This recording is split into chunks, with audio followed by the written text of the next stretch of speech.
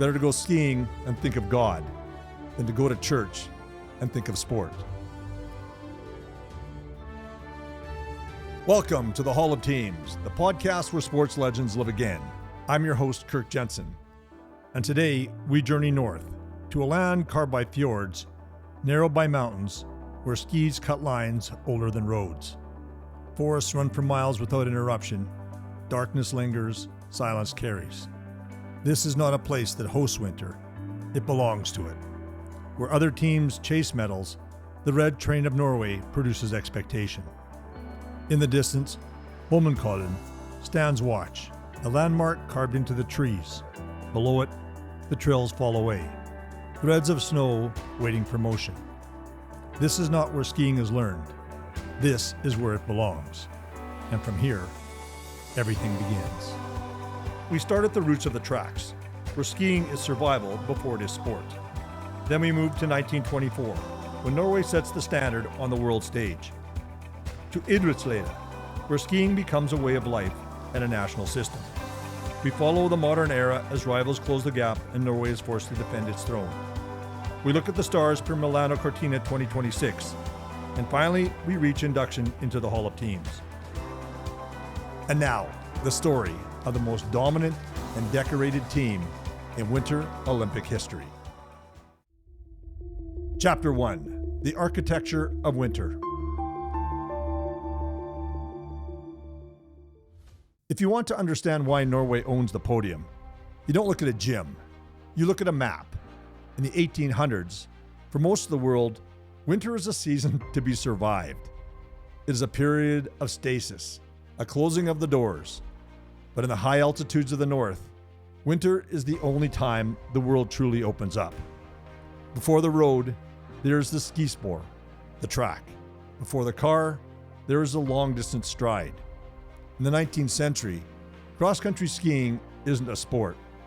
It's the postman's route through a blizzard. It's the doctor's midnight transit across a frozen plateau.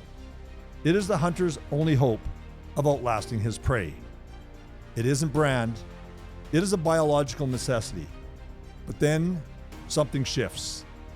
The utility of movement begins to evolve into a pursuit of pure, relentless speed. The pioneers of the North stopped asking how to survive the snow and start asking how to conquer it. They move away from heavy, cumbersome planks towards specialized wood that allows for a faster kick and glide. They take a survival skill and give it a signature, the long lung. There was one area where the Norwegian was truly an artist, the endurance of the trail. By the time the calendar turns to the 1880s, the habit begins to organize. In the capital of Kristiania, modern-day Oslo, the first ski clubs are born.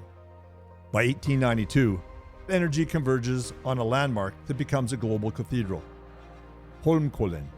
While the world sees the iconic silhouette of the hill, the Norwegians see the forest surrounding it. Holmenkollen becomes the gateway to Nordmarka, thousands of miles of trail where the Famil, the grueling 50-kilometer test, is born. Here, the culture decides what it truly admires. The grit of the person who can disappear in those woods and hold pace for hours. Once a culture treats world-class endurance as normal daily routine, you don't need a miracle to win. You just need to find your rhythm in the tracks. Crest and Colors. The Norwegian kit is a suit of modern armor rooted in ancient heraldry. The crest is a red shield with NOR in white at the top, a clear country marker rather than a club-style badge. Across the middle, the blue stripe with white borders mirrors the Norwegian flag, so the uniform reads as Norway instantly, even at speed. And at the base sits the snow crystal, sharp, geometric, and centered, a heraldry and modern Nordic design cue that ties the crest to winter. The colors, red, white, and blue, come from the Norwegian flag, and the flag starts with history. For centuries, Norway is tied to Denmark, so red and white come from the Danish flag. In 1821, Norway's parliament adopts a new flag, credited to Frederick Meltzer. He keeps the red and white cross as a link to Denmark. He adds the blue cross to align Norway with the red, white, and blue tradition used by constitutional democracies of the time. and to signal an independent national unity. The red of the flag becomes the base color for the uniform, and it fits the nickname rivals know well, the Red Train. Chapter 2: The Black Art of Wax. It is 1924, and the world is arriving in Chamonix, France, for the first Winter Olympics. To the Central Europeans, skiing is a novelty, a playground for the wealthy. But when the Norwegian team steps off the train, they look like workers. They carry skis made of solid birch and hickory, hand-carved in valley workshops, treated not as sports equipment, but as an extension of their own legs. The star is Thorleif Haug, the personification of the Norwegian machine. He arrives with 10,000 kilometers of volume in his legs and no modern coach, allowing Haug to execute a total lockout, winning the 18K, the 50K, and the Nordic combined. In Chamonix, the world discovers that while the rest of Europe is learning how to stand on skis, the Norwegians are learning how to breathe through them. This early dominance isn't just about heart. It is about the black art of wax. In the 1920s, the secret to speed isn't found in a lab. It is found in boiling pots in backyards. Every team has a volatile recipe of pine tar, resin, beeswax, and secret additives like fats or bicycle tires. Get the wax wrong, and you die in the tracks. You lose momentum to the friction of the snow. Get it right, and you have a kick that defies gravity. The message is clear. To beat Norway, you have to outwork a culture that treats a 50-kilometer race as a standard Sunday afternoon. As the wood ski era matures, the Golden Triangle forms between Norway, Sweden, and Finland. A 50-year war of attrition where gold medals are traded like currency. The rivalry becomes an arm race of organic materials. Whose wood is lightest? Whose tar is stickiest? A brutal age of endurance where the winner isn't necessarily the one with the most talent. It is the one with the highest tolerance for pain. By 1936, cross-country skiing moves from survival skill to a weapon of national identity. And Norway is no longer just a country on a map. It is the standard by which every other winter nation is measured. If you are listening on your favorite podcast platform, you can also watch this episode on YouTube with rare photos, historic match footage, and visuals that bring the story to life. Search Hall of Teams on YouTube to find it. And if you enjoyed the episode, please like, comment, and subscribe. Your support helps the channel grow. Chapter 3: When Wood Gives Way. If the 1920s are the birth of the sport, the 1950s are its industrial revolution. This is the era of the lumberjack athlete, personified by giants from Norway, Sweden, and Finland. These men don't train in the modern sense, they work. Hauling timber, swinging axes in the frozen forests of their country. These Ironmen are capable of inhuman suffering, finishing races with fevers, coughing blood into snow, the ultimate evidence that the Nordic machine is built on the refusal to quit, racing with their skeletons as much as their muscles. Through the 1960s, the sport remains a primal battle of organic materials. The black art of waxing becomes a national obsession. But while the men are made of iron, their equipment is still made of trees.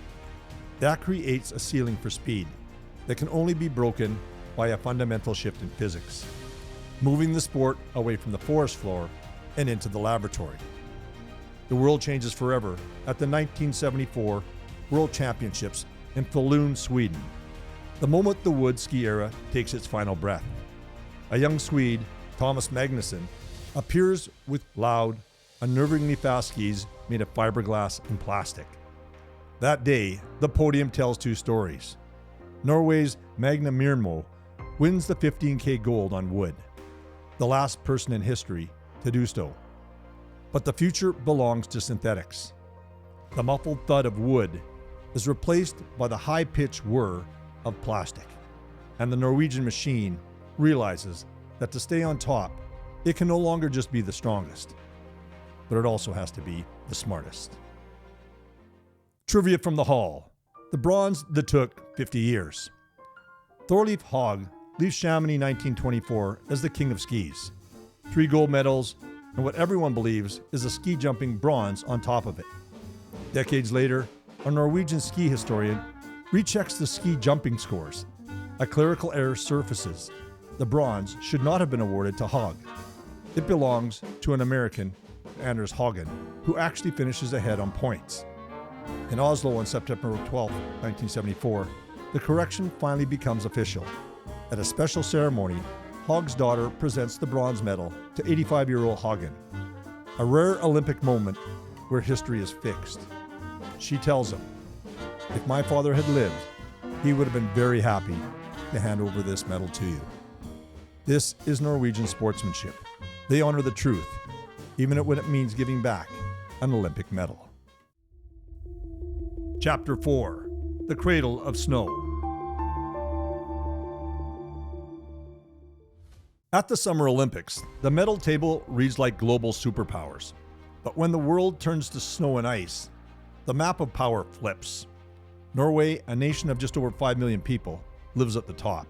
Their edge starts with an obsession with the basics, a philosophy. Old-fashioned is not old. Old-fashioned is perfect. This is fueled by the world's largest sovereign wealth fund, climbing toward 20 trillion kroners, roughly $1.8 trillion, over $320,000 for every citizen. A financial bedrock that pays for facilities, coaching, and science, giving athletes the freedom to develop without turning sport into a desperate financial escape plan. The deeper truth is, Norway's advantage is about wasting less, not just spending more. Their system starts in the shadows of local schools. Kids ski under headlamps because winter is not an event, it is life. In 2007, Norway codifies this into a revolutionary document, Children's Rights in Sport, built on a single word, idrettsglede, the joy of sport. In Norway, they don't cut late bloomers. They don't rank 10-year-olds. They don't crown national champions in elementary school. They treat athlete retention as a national strategy, keeping kids in the sport as long as possible so talent isn't lost to an early growth spurt or one bad season. When the elite finally rise, they enter into the Olympiatoppen, the high-performance hub where training is craft and data is language. But even at the summit, culture is enforced as strictly as heart rates. As Olympic legend Kjell Junsrud put it, "You don't need to be a jerk to be a great athlete." And on this team, they simply won't allow it. The pipeline produces a collective that believes it represents a way of life. Norway's dominance stops looking like magic and starts looking like design. Behind the bench reveals the leadership, coaching structure, and high-performance support staff that make championship performance possible. At the top, the Norwegian Ski Federation senior leadership sets direction and appoints the leadership group.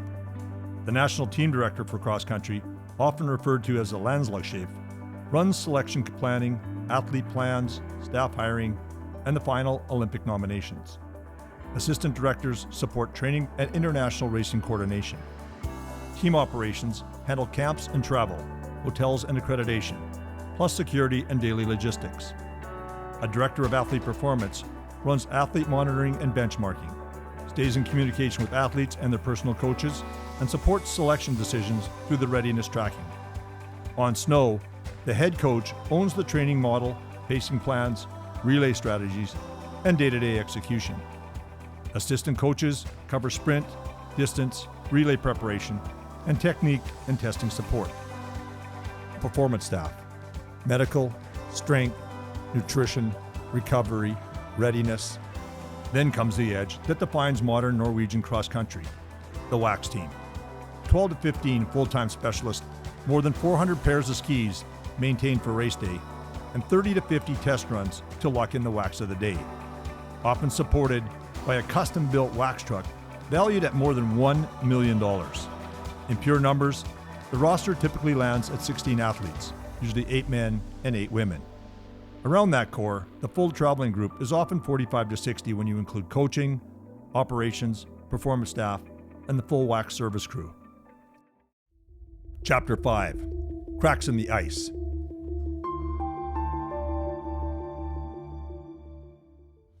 If Norway's story is only gold medals, it is too clean to be real. Every dynasty meets a trial that threatens not just the record, but identity. In the mid-2010s, the Norwegian machine hits a storm, beginning with Martin Jönstrup Sundby's case. Sundby, the reigning titan of the World Cup, is sanctioned for improper use of asthma medication. Then comes the nebulizer controversy. The team uses medical-grade nebulizers as a recovery tool for healthy athletes. To the world, it looks like a gray area. To Norway, it's a PR nightmare that strikes at the heart of idrettsglede, the joy and integrity of sport. The breaking point arrives in 2016 with Therese Johaug. Johaug tests positive for clostebol, a trace amount from an Italian lip balm used to treat sunburnt lips during high-altitude training. In a country where the skiers are the moral compass, the sight of their golden girl in a doping hearing feels like a national trauma. Johaug appears before cameras, grief on her face, and delivers a line that shatters invincibility. I am completely devastated. It is so unfair and undeserved, although I am aware of my responsibility as an athlete. When the CAS hands Johaug an 18-month suspension, it sidelines the best female skier for Pyeongchang 2018. For the first time in the modern era, Norway is defensive. Sweden and Finland see a king that can bleed. This era proves something. A dynasty isn't defined by how it wins when the wax is perfect. It is proven by what it does when the system is questioned. Rebuilding the black art of the trail 1 kilometer at a time. Trivia from the Hall. The Prince's Legacy. If you want to see a nation's history written in the snow, you look at the Birkebeiner. It isn't just a 54-kilometer race of endurance. It is an 800-year-old rescue mission that never ends. The race follows the winter route from 1206, a time of brutal Norwegian civil war. 2 elite skiing warriors, the Birkebeiners, carry the infant prince Håkon Håkonsson to safety across the mountains, shielding him from rivals who want the throne. To honor his weight at the time he was carried over the mountains, every participant carries a 3.5 kilogram backpack for the entire 54 kilometers. Cross the finish line without it, and you are disqualified. The name Birkebeiner comes from birch legs. So poorly equipped, they wrap birch bark around their shins for insulation and protection. Underdogs who saved a king. Today, their legacy is a global pilgrimage. In 2025, over 9,000 skiers take to the trail from over 50 countries. Chapter 6. The Norwegian Standard.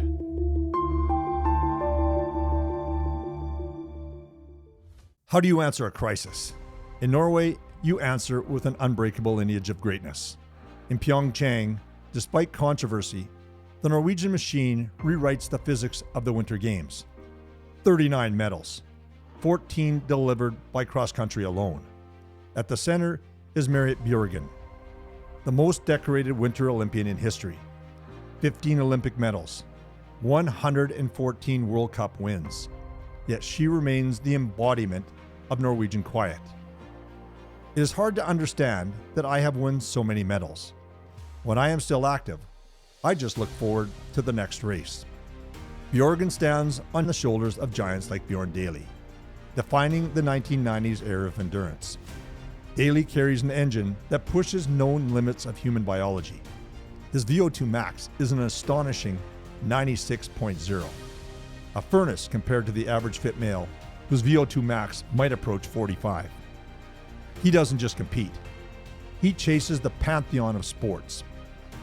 It would be quite nice to pass Carl Lewis. He retires with 8 Olympic golds and does exactly that. Proof the system isn't just technique. It is a biological standard. The Norwegian team is the evidence that even when the ice cracks, the foundation of the red train is built on something deeper than a single race. A century of relentless, documented excellence. Chapter 7. Milano Cortina, 2026. As the world looks toward Milano Cortina in 2026, the athletes are being tested by the most brutal internal competition in the sport's history.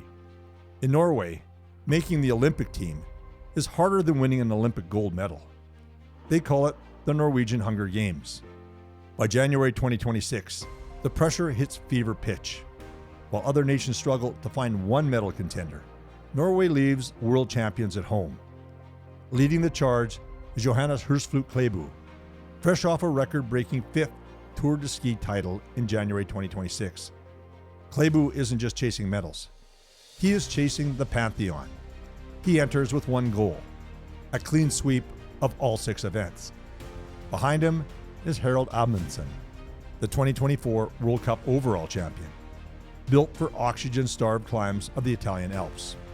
On the women's side, the torch passes to stars like Kristin Stolvos Skistad, the sprint queen who lives to silence Swedish crowds, and Caroline Simpson Larsen, who fights through the grueling 2026 trials. The rivals, Sweden and Finland, keep pushing, because beating the Red Train is the highest honor in the North. As one commentator famously notes, without Norway, we are just skiers. Against Norway, we are part of a saga. They don't treat winter as an obstacle to overcome. They treat it as a home to be cherished. And in 2026, the machine isn't just looking for gold. It is looking to prove again, in the tracks, there is no substitute for the long lung and the quiet heart. A dynasty is not measured by a single season. It is a culture that stays standing when the weather turns. The Norwegian Olympic ski team does more than collect medal. They teach the world what sport looks like when an entire country lives the same rhythm. A story forged in forest trails, organized through a century of festivals, proven on the hardest tracks in the world, challenged by the fierce Sisu of Finland and the relentless ambition of Sweden. And even when trials hit, the foundation holds. Because the foundation isn't a myth, it is a habit. So today, with cowbells still echoing through the valleys of Lillehammer and trails still filling under the dark northern sky, the Norwegian Olympic ski team is hereby inducted into the Hall of Teams. In the Hall of Teams, legends don't just live in the past. They rise again through you. This year, you decide who earns the title Team of the Year. It's more than a title. It's a legacy without borders, across all sport, across time, across the world. We want to hear your thoughts, so let us know in the comments what you liked in this journey. When you liked and subscribe, you're not just a viewer, you're part of the Hall. Each January, your voice helps decide which legendary team claims the ultimate title of Team of the Year. Help us immortalize the greatest across all sports, across time, and across the world. Subscribe and make your voice and your vote count. Next time, we trade the silence of snow for the scream of an engine and head to Italy, where speed is never enough. We follow Scuderia Ferrari, forged in post-war hardship and obsession, from Maranello to the loudest circuits on earth. Because some teams chase trophies, Ferrari chases immortality. Until then, remember, behind every logo is a legacy, and behind every team, a tale worth telling. I'm Kirk Jensen, and this is the Hall of Teams.